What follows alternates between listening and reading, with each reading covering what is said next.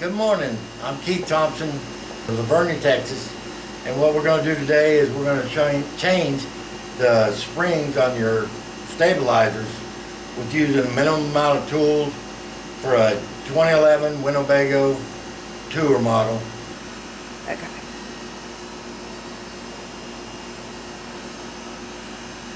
The reason we're changing the springs is because my actuators aren't coming fully up when you go to the stove position. The rig's over 10 years old. It's just, I'm going to try this. It's the least expensive way to see if that fixes it. You know, the fluid levels are good in the pump. We've done all that, and I just think the springs are, you know, they're old like me. So I'm going to go ahead and put new springs in there. Be aware that the front springs are not the same as the back springs. HWH is the company that sends them to you. If you look on your actuators, it actually has the part number on there. You can give them the part number and they will give you the exact spring you need. Also, I've heard if you count how many coils you have and the length of it, they'll know what spring to give to it. But notice the difference between the back and the front. And these are brand new springs. This is the old spring right here. Don't look a whole lot different besides dirty, but it's old. Be aware of what it is. You got to expand this thing 17 inches to get it on there without using a specialized tool or anything. If you notice, they're all nicely painted. I use a whole old technique. I'm just using a rake or something. But if you look at this, you can hear all the paint breaking off. You need to make sure you break that so they will spin. And do that on all four of them that you're going to fix. Now I want to show you the tools that I'm going to use. Basically, they're very simple. I know my springs are coming off, so what I'm going to do is I'm just going to use a battery operated cutting tool and cut the spring to get it off there to make it easier, to save my time. I have a small jack to jack them up, the plates up, because you're going to spend some time up and down. You need an administrative assistant, which my lovely bride Becky is going to help me with, stowing them and bringing them back, and it's just a time-consuming deal. But what I'm saying is you got to take this brand new spring and make it up 17 inches to get on there. Now, without a machine, you can't expand this, so I'm going to use the hydraulic on the bus. And what I do is I hook the spring up to the deal, and then I use an extender, which you need to make sure it's a heavy-duty extender. What this is they lock on for a trailer, or you can use a good heavy-duty carabiner that's used for rock climbing. And then you need to use spacers. Now, I've heard people use nails, everything else. I do a lot of woodwork, so I just use 1/4-inch plywood. And you can see where when I did the springs last time, you slide it in to expand it. I also have some heavy-duty washers that I use that probably aren't very cheap anymore, but you can also use washers. They're a little thinner than those. And when you do this and expand it, you can't put them in all on one side, or all you're going to do is get a C shape on your spring, and then it won't reach the 17 inches. So you got to push these things in on both sides. I have my protection for my eyeballs because my wife wants me to be able to see when I drive the bus down the road. And the tape measure's here just to show you, like I said, we're going from 15 inches or 13 or 14 inches to 17 inches. So I need to expand this 3 inches to get it on there. Once it's expanded, the spring goes on relatively easy. If not, you know, you always have a hammer available, because if it's going to give you attitude, you might want to pop it on there. Okay, so that's the tools we use. Very simple. I'm just going to save you money. Again, this is not an easy job, but it can be done in your own backyard or your carport, and it will save you money in the long run. And time, because if you take it in to drop off the bus, it's going to be there. Yeah, be aware of y'all taking yours to a RV repair lately. It takes a month to get it in, get it out, to 6 months, depending on the unit. You know, they blame COVID, hiring technicians. It's just hard to do. This is something you can do on your own if you have the time. And like I said, most of us that have rigs like to fix our own stuff so we know that it was done right. So we're gonna go in there. The first thing I'm gonna do is cut it. I already have the bus raised. For right now, I don't have it running. Once I get it cut, I will start the engine because we're gonna use the hydraulics to push it down to stretch this spring.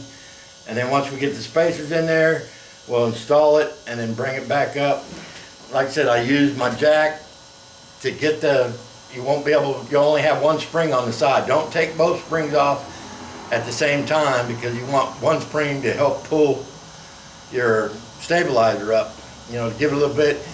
I've also used a 2x4 and another piece of wood to push it up, but using the jack is the best thing. You can push it all the way up to get it, because you want the minimum amount to put that spring in there. Like I said, the first time you do it, it's kind of a hassle, but once you do it the first time, the next one goes easier, and it gets easier as you go. Hopefully, because I have 6 more to go. I've done the other side as a training, well, as a learning experience, because I wanted to get it off. I had to expand it to get it off. I didn't cut it, so that takes more time. Today we won't have to do that. I'm just going to cut the spring off, put the new one on there with the spacer, use the hydraulics to extend it. Once I get that on there, then I'll put the spacers in the springs to try to get me my 17 inches. I say 17 inches, yours might be a little bit different, but you'll be able to handle the spring. Make sure you put them in the both sides. We'll show you that later once we get them in there. And then they, basically once you get the angle of the dangle, they go in there, and then you just extend it again, take all your spacers out, you're done with that spring, go to the next one. Mine has the dual axle in the back, so that makes for a fat big boy like me a little more challenging. And like I said, I've raised the bus right now. I'm not going to leave it. I will work on it with the motor running because I don't want the thing to settle down while I'm back underneath there, just to let you know. Okay, so let's get started. So he's gonna cut it at the base of the spring.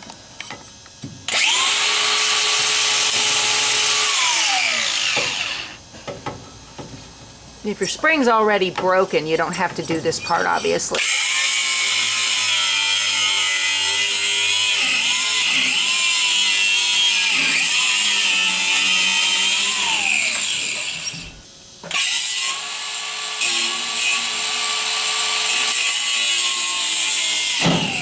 There we go.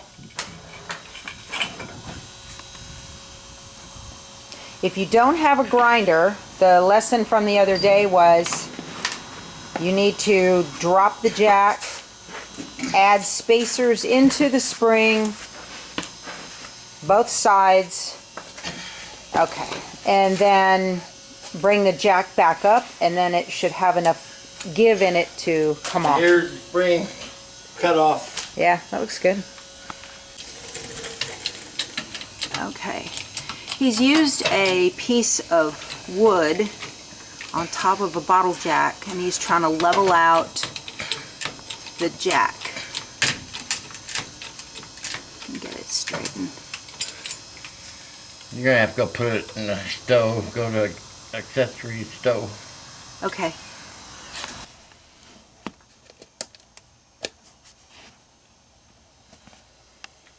So you've hooked I installed the hook, on the upper loop. and then I put the spring in the platform.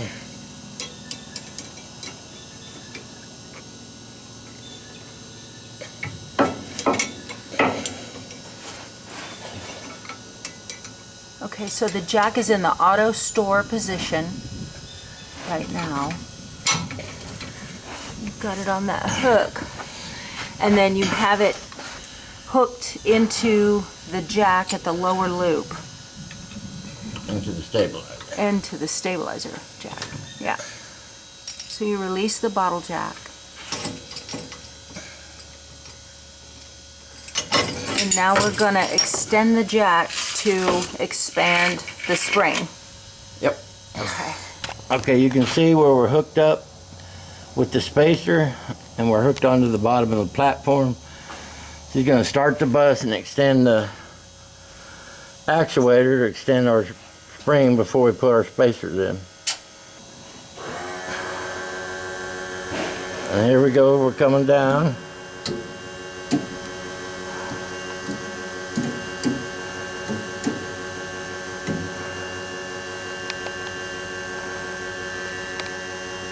And see, like I said, what we're doing is letting the hydraulics do the work.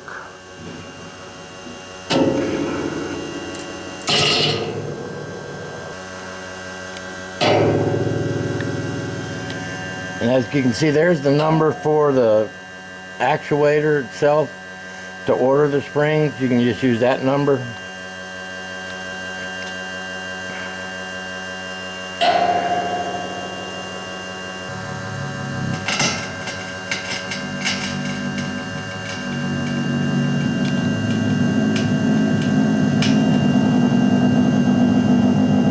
Okay, that's good. Okay, so now we're going to put the spacers in here. And like I say, you got to put them in on both sides so you get the extension.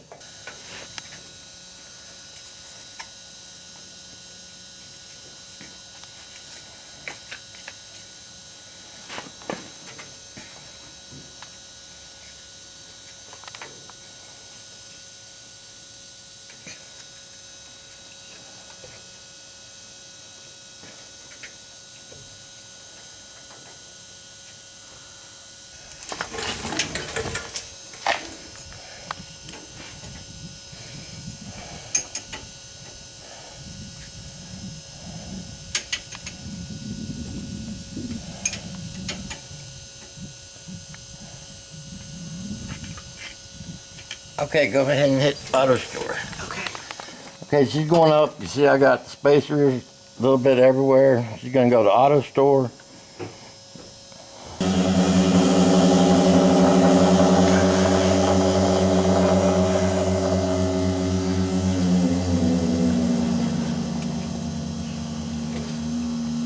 Make sure nothing flies out and pops you in the head.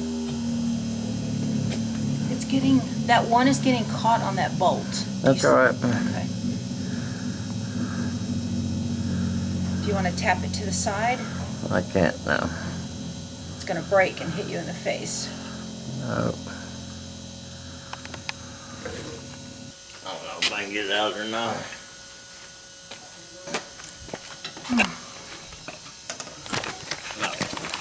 You want me to push it back down real quick? No. You gotta watch that bolt so that if whatever you put in there as a spacer doesn't get in the way.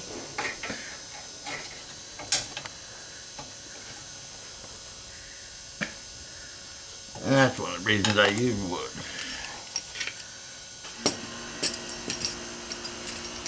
Okay, and then once it's gone up as far as it will, you use the jack and push it.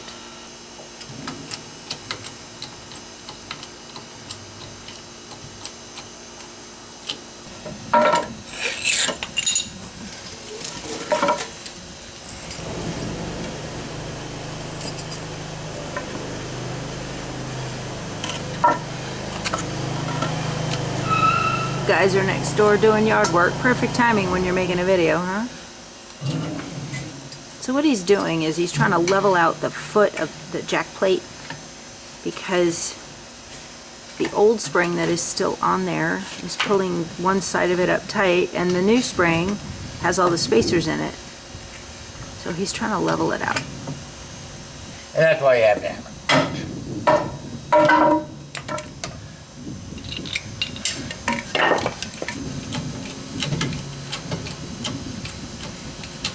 See, we have the spring on, but we need to get this level. And all the way up, so we don't have to fight with it.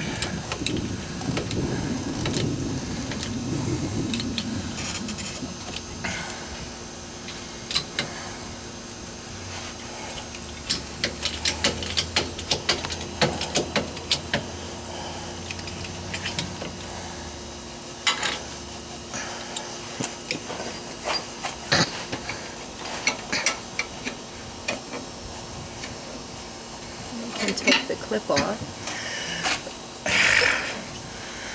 See how far we got you go.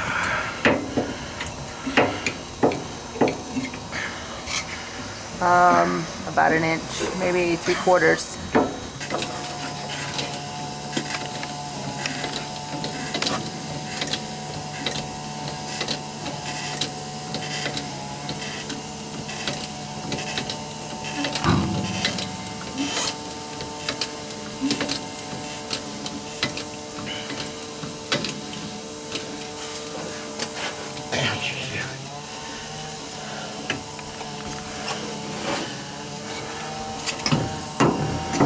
Well, that should do it.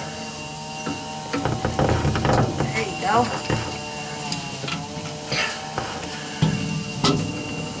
It's in. Well, Take your hammer and give it a little encouragement there.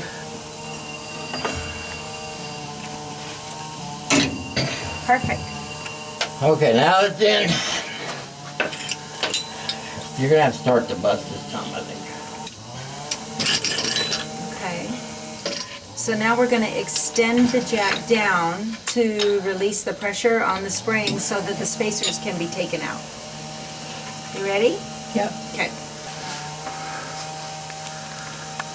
See how it's extending now, and once we get it back down, we'll take all them spacers out.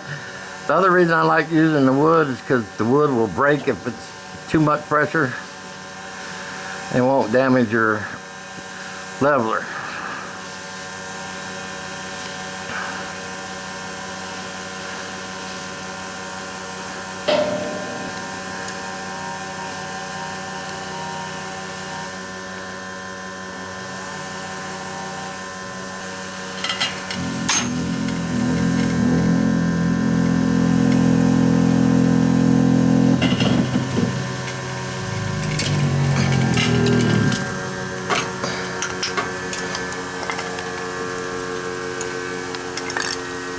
That's good.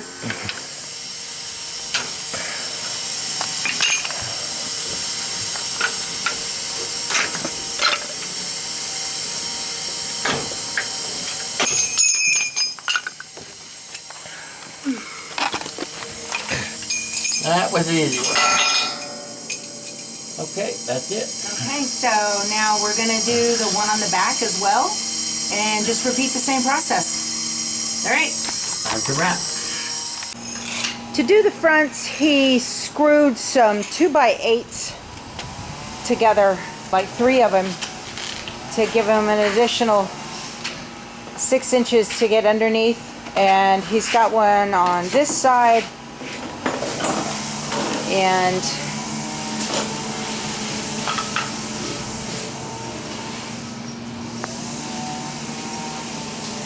he's got one under the other side as well.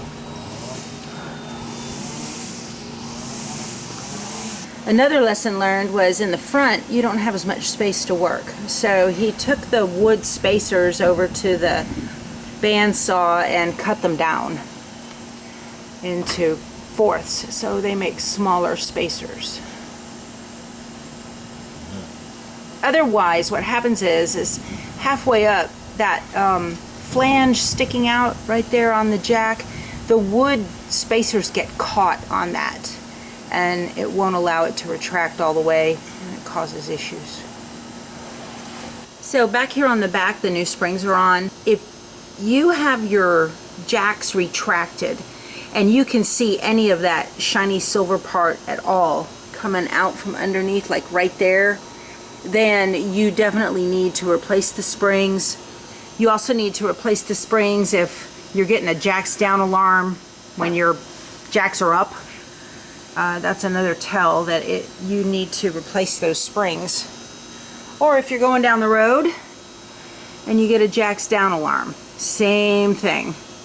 You know that the reservoir for the fluid is full, but you still get a jacks down alarm going down the road. That happened to us in Vail, Colorado. What fun that was.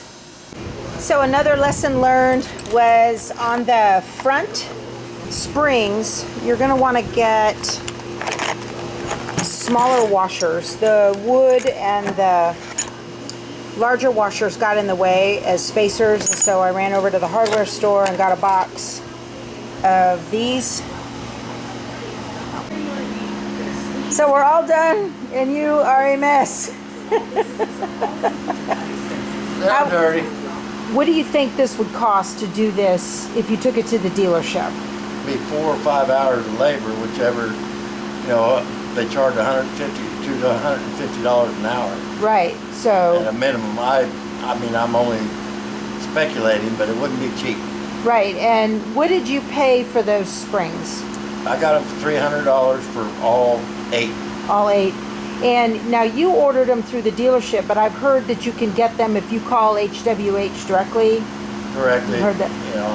Again, they're $75 a set Okay, plus freight. plus freight, yeah.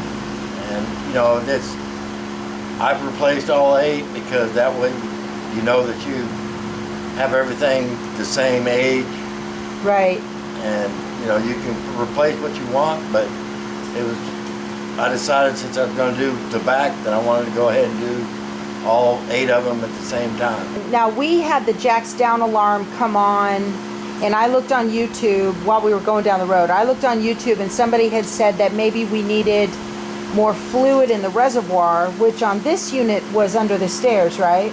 It said you could put regular transmission fluid in there. Correct. There's regular transmission fluid. It's helpful to have 2 people do it so that another set of eyes can see how close you are to the top loop, right? And then also to run back and forth to do the auto store and Right, because you're going to get dirty and you don't want to get your rig dirty inside. right. So have somebody with clean hands. Yeah, okay, well, thanks a lot for watching. We appreciate it.